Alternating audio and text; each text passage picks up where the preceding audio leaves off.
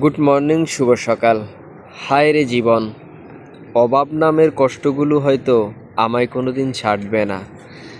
নিজেকে নিজে একটু প্রতিষ্ঠিত হওয়ার জন্য কত চেষ্টা, কত ত্যাগ, কত সাধনাই করে যাচ্ছি। সাত সকালবেলায় সবাই হয়তো নিদ্রায় সীমাহিত ছিল, আমার নিদ্রাটা গেল কই? আমি যে সেই সকালবেলায় উঠে রাস্তার ধারে বসে আছি, কেউ যদি ডাকে, একটা কাজ দেয়, তা দিয়ে হয়তো নিজের ক্ষুধা নিবারণ করব। এমন দৃশ্যটা আমার বেলায় প্রতিদিনই ঘটে থাকে।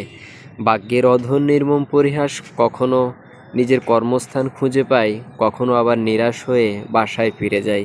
এভাবে আমার মতো হাজারো প্রবাসী বাঙালির দিনগুলো অতিবাহিত হচ্ছে।